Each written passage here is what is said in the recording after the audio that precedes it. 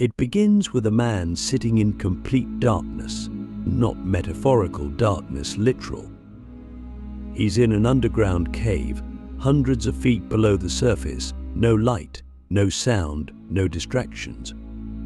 He's been there for 3 days. No phone, no food, just water and the echo of his thoughts. He volunteered for this, not as a stunt, not for money, but because he's desperate. Desperate to break a pattern that has haunted his entire life. Every time he gets close to something, real success, love, peace, he destroys it. Sometimes slowly, sometimes in one catastrophic decision. And he doesn't know why. He's tried therapy, motivation, mindset hacks, but nothing sticks. So now he's here, in the dark, trying to face something deeper. And what he doesn't know yet, what most people don't know, is that he's not broken. He's divided. And Carl Jung figured out why. Click subscribe to this channel to get more profound insights. Jung believed that the greatest enemy we face isn't out there, it's the part of ourselves we refuse to see. The unconscious. The shadow. The hidden self that drives our behavior from beneath the surface. Self-sabotage, Jung said, isn't a flaw. It's a message. A signal that there's a split inside us between the person we show the world and the part of us we've locked away. And until we bring that hidden part into consciousness, it will control us. We'll keep repeating the same patterns. We'll keep attracting the same chaos. We'll keep building things only to tear them down. Because the shadow doesn't care about our goals. It cares about our wholeness. And if achieving a goal threatens that illusion of wholeness, the shadow will destroy it.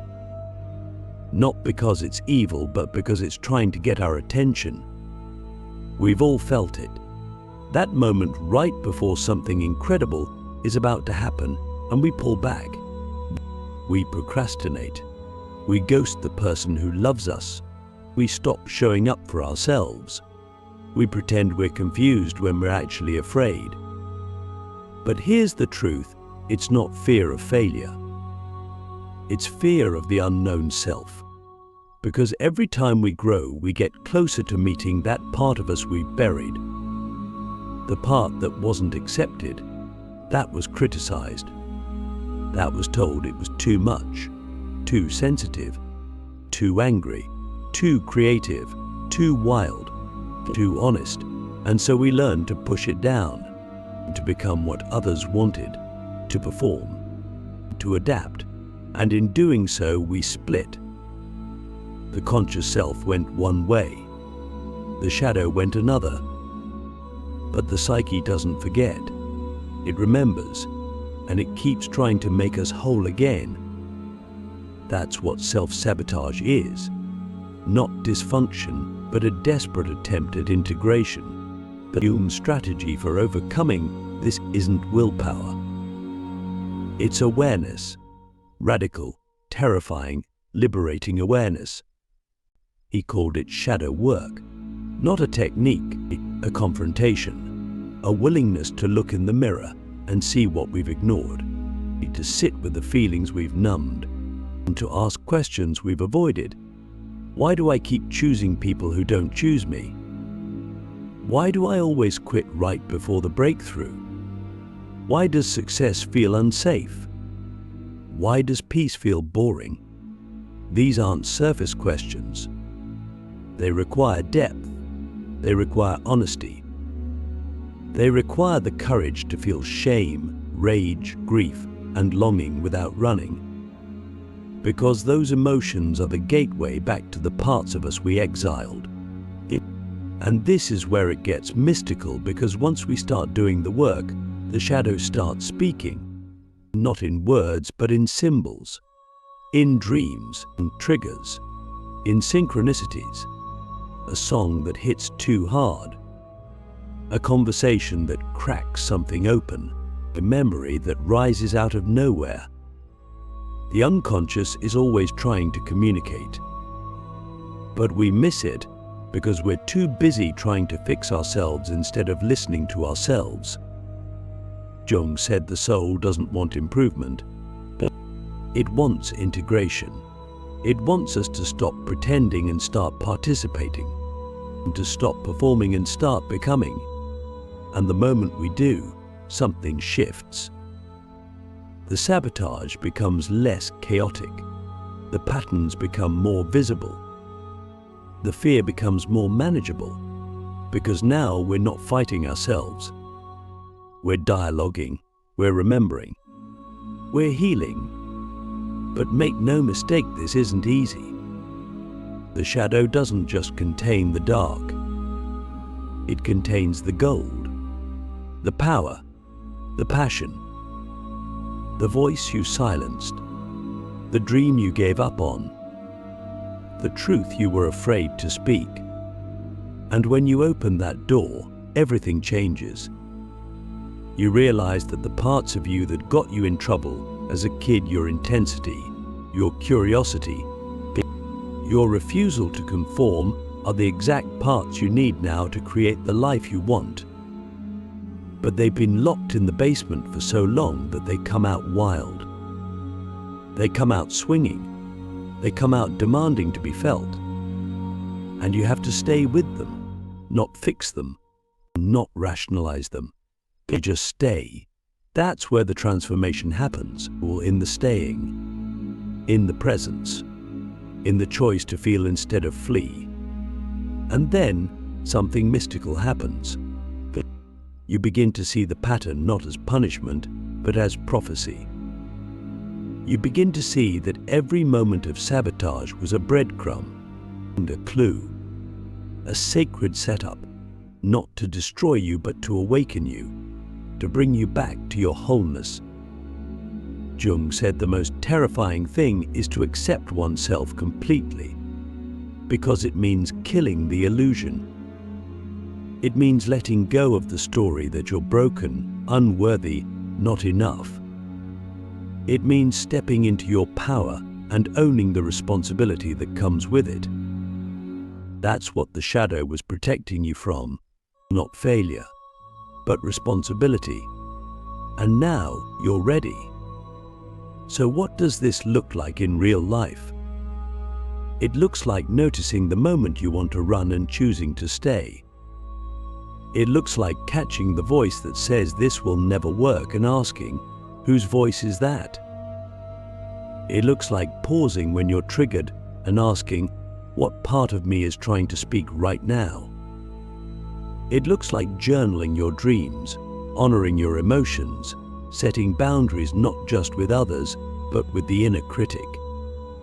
It looks like forgiving yourself, over and over again, not to excuse the behavior, but to reclaim the parts of you that were driving it.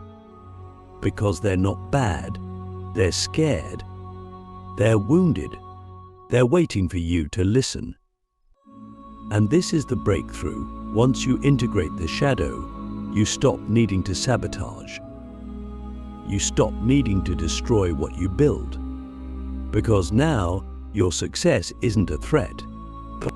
It's an expression of your truth, of your wholeness, of your soul. You don't have to choose between peace and power, love and freedom, success and authenticity. You can have all of it, but only if you're whole. Only if you're willing to bring every part of you to the table.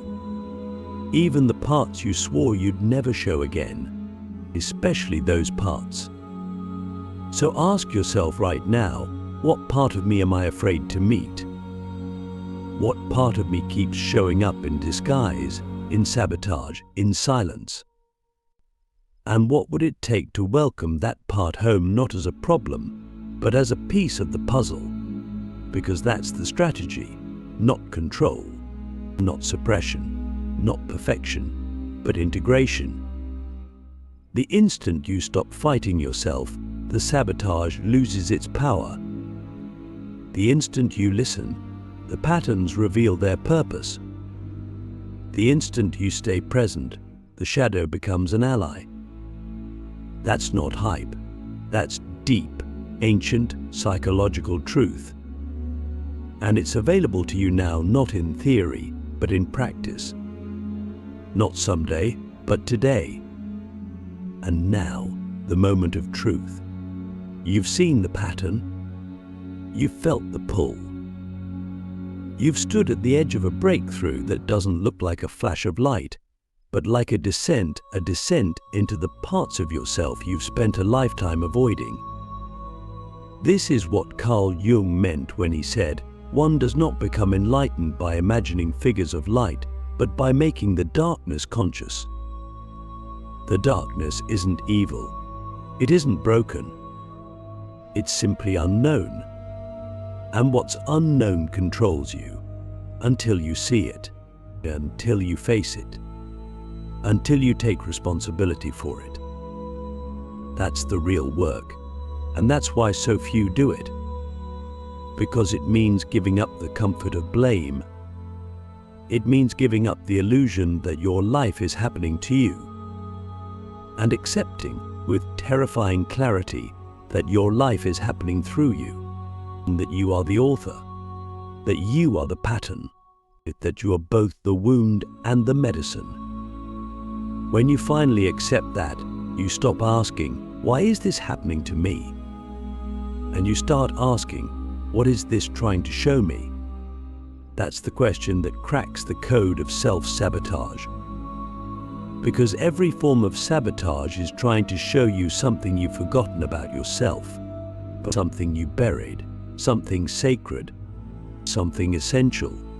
You don't procrastinate because you're lazy. You procrastinate because part of you believes that success will make you visible, and visibility once felt dangerous. You don't keep choosing the wrong partners because you're cursed, but you choose them because they mirror the part of you that still believes love has to be earned through pain. You don't keep quitting right before the finish line because you lack discipline. You quit because crossing that line would mean becoming someone you don't yet believe you're allowed to be. And until you name that belief, until you trace it to its origin, it will keep running your life from behind the curtain. Jung's genius was in showing us that the unconscious isn't some abstract idea, it's a living force. It's alive in your habits, in your reactions, in your dreams, in your fears, and most importantly, in your defenses. Every time you deflect a compliment, minimize your success, avoid a hard conversation, or numb out with distraction, you're not just making a choice, you're revealing a belief. And beliefs, once unconscious, become fate. That's why the same story keeps playing out in different scenes. That's why no matter how much you change the people, the jobs, the cities, you end up feeling the same. Because the common denominator is you, your shadow, your story, your unintegrated self. And until you meet that self with honesty and compassion, the cycle continues. But here's where it shifts. The moment you name the pattern, the moment you see the shadow for what it is, not a monster, but a messenger, you gain power. Not power over others, power within, and the power to choose differently, the power to rewrite the story, the power to respond instead of react. That's the real breakthrough. And it doesn't come from forcing yourself to change. It comes from understanding why you haven't. It comes from seeing the innocence in your sabotage, the intelligence in your dysfunction. Because everything you've done to protect yourself, every avoidance, every breakdown, every meltdown was rooted in some form of love. Twisted, unconscious, but love nonetheless. A misguided attempt to keep you safe, to keep you small enough to belong, to keep you invisible enough to avoid pain. And now that you see it, you can thank it. You can release it. You can transmute it. This is the alchemy Jung spoke of, turning the lead of the unconscious into the gold of the self. Not by escaping the shadow, but by integrating it, by embracing it, by realizing that your greatest power is locked inside the parts of you you've been most afraid to face. Your rage has wisdom, your fear has boundaries, your sadness has depth, your jealousy has longing. All of it is sacred, all of it is usable. But only if you stop judging it, only if you stop trying to be good and start being whole. And wholeness doesn't mean balance. It doesn't mean perfection. It means inclusion. It means making room for all of you, even the parts that still feel messy. Especially those parts, because they are the gateway. The parts of you that sabotage are not trying to ruin your life, they're trying to reintroduce you to yourself. They're trying to get you to slow down, to listen, to feel. And when you finally do, when you stop fighting them and start feeling them, you realize something wild. The sabotage was never the problem. The avoidance of the feeling was. And when you let yourself feel fully, the pressure dissolves. The pattern shifts. The energy moves. And suddenly, the thing that once held you back becomes the very fuel that propels you forward. You begin to carry yourself differently. You no longer need the world to validate your worth. You no longer need success to prove your value. You no longer need chaos to feel alive. You're not chasing healing, you're living it. In every breath, in every choice, in every moment you choose authenticity over approval, presence over performance, truth over comfort. You become trustworthy to yourself. And that's everything, because self-trust is the foundation of all transformation. Without it, you'll keep outsourcing your power. You'll keep looking for someone else to tell you who you are. But once you trust yourself, once you learn to sit with discomfort, to navigate fear, to stay present with your truth, nothing can stop you. Not because life gets easier, but because you stop abandoning yourself when it gets hard. And that's the ultimate shift. The end of self-sabotage isn't about becoming a different person. It's about becoming more of who you already are. The version of you that existed before the world told you to shrink, but before you internalized the rules, the roles, the shame. The version of you that knows how to feel deeply, love fiercely, act boldly, rest fully. And that version of you isn't buried. It's waiting for you to stop fighting yourself, waiting for you to stop performing, waiting for you to come home. Coming home doesn't require a map. It requires willingness. Willingness to feel, willingness to forgive, willingness to remember, willingness to choose differently. Right now, in this moment, because self-sabotage doesn't happen in the future, but it happens in the micro moments. The second you hear that old voice and choose to listen with compassion instead of fear. The second you feel the urge to run and choose to stay. The second you want to hide and choose to be seen. That's where the pattern breaks. Not with a dramatic breakthrough, but with 1,000 quiet choices to show up differently. And each time you do, you reclaim a piece of yourself. You become more integrated, more embodied, more alive. So let me ask you, if you knew that every act of sabotage held a sacred message, would you still see it as failure? Or would you see it as initiation? What if the breakdown was the doorway? What if the fear was the compass? What if everything you've been resisting is the one thing that can set you free? Because it is, and you can feel it, and that pull, that knowing, that whisper that says, there's more, not more to achieve, more to become. And you're not becoming someone new. You're returning to someone ancient, but someone whole, someone powerful beyond measure.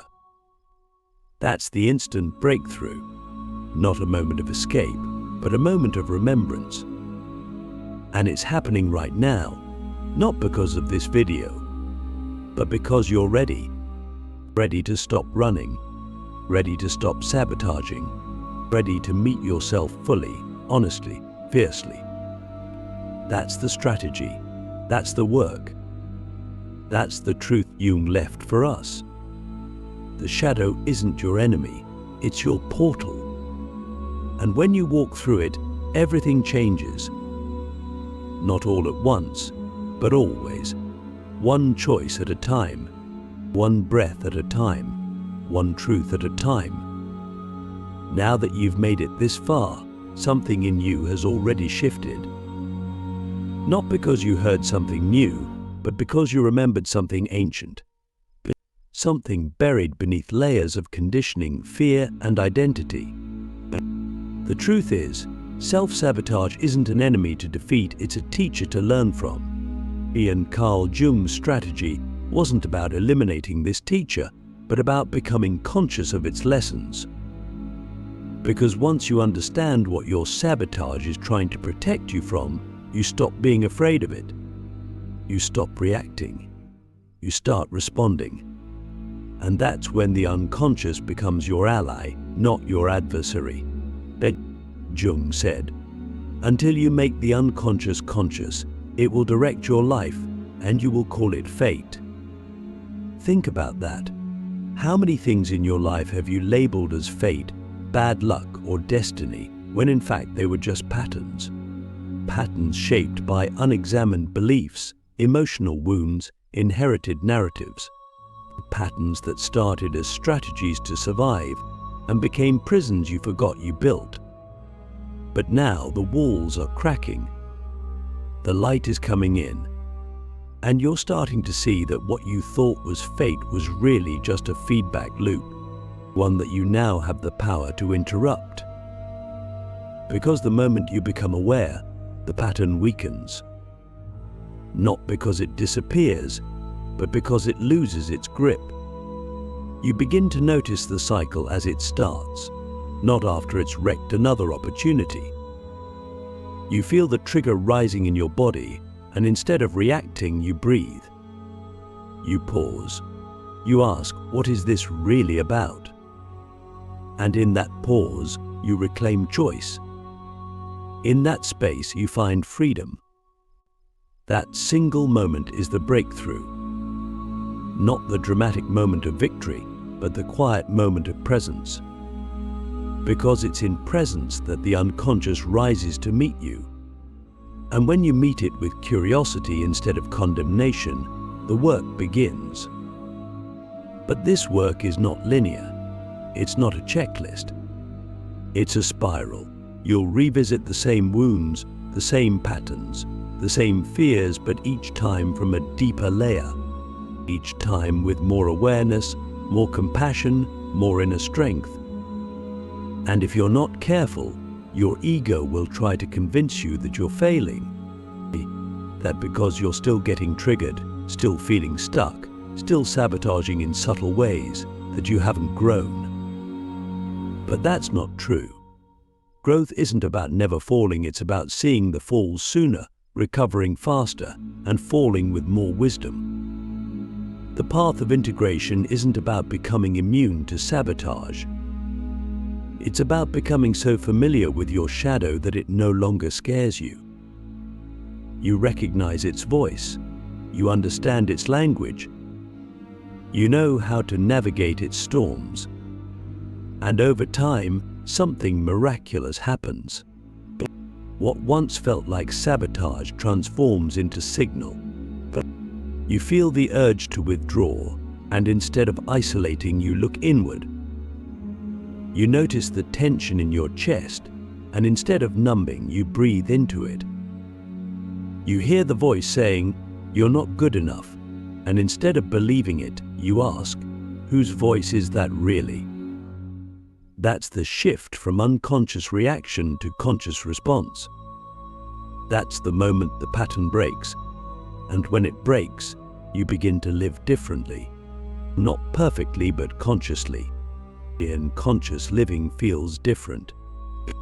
It feels grounded, even when you're scared. It feels clear, even when you're uncertain. It feels real, because you're no longer buffering yourself from reality with sabotage. You're meeting life as it is, not as you wish it was. You're meeting yourself as you are, not as you've been pretending to be. And that level of honesty is rare. It's raw. It's sacred, because it's the foundation of all meaningful transformation. But don't be deceived, this isn't the end of the journey. Wholeness isn't a destination. It's a way of being, a way of relating to yourself and the world, a way of seeing every trigger, every breakdown, every act of sabotage as an invitation to go deeper, to feel more, and to love more, to forgive more, to become more of who you already are underneath the armor. That's what this work is really about. Not becoming someone else, not fixing what's broken, but remembering your original self, the self before the conditioning, before the shame, before the story. And when you live from that self, everything changes. Not because life becomes easier, but because you stop abandoning yourself when it gets hard. You stop outsourcing your worth. You stop needing to prove, to perform, to please. You start trusting your instincts. You start following your joy. You start making space for your pain. And in doing so, you become whole not just in mind, but in body, in heart, in spirit. This is what Jung meant by individuation. The process of becoming who you truly are, not who your parents wanted you to be, not who society says you should be, but who you already are beneath the mask. And individuation isn't selfish, it's service. Because the more whole you become, the more you can hold space for others. The more you can love without losing yourself. The more you can lead without dominating. The more you can create without craving validation. You stop being a reflection of your trauma and start becoming a reflection of your truth. And that truth is magnetic. It draws in the right people, the right opportunities, the right energy. Not because you're manifesting from lack, but because you're resonating from wholeness. And here's the final paradox. The moment you stop trying to fix yourself is the moment you begin to transform. Because you realize there's nothing wrong with you. There never was. There was only separation, only forgetting, and now you remember. You remember that your sabotage was a signal. Your pain was a portal. Your patterns were a map. And your shadow was your greatest teacher. But you remember that you are not your wounds. You are the one who holds them. You are not your fear. You are the awareness that can witness it. You are not your past. You are the presence that can rewrite it. So now, the real question, what will you do with this awareness? Will you go back to sleep? Back to the pattern? Back to the performance? Or will you stay awake? Will you stay curious? Will you stay present to the parts of you that are still learning how to be loved? Because you have the tools now. You have the map. You have the mirror. Jung gave us the language. Life gives us the lessons. And you are the alchemist. You are the one who turns pain into purpose, confusion into clarity, sabotage into sovereignty. You are the one you've been waiting for. And now, the waiting ends. This is your instant breakthrough, not because the work is finished, but because you've finally started it from the right place, Not fear, not lack, but truth. The truth that you are whole, that you are powerful, that you are ready. So, take the first step, or the next step, or the 100th step. It doesn't matter where you are. It only matters that you continue, that you keep choosing yourself, that you keep choosing presence, that you keep choosing to meet your shadow, not with resistance, but with reverence. Because that's the path of the mystic, the warrior, the healer, the creator, the awake human being. And that path, your path, begins right now.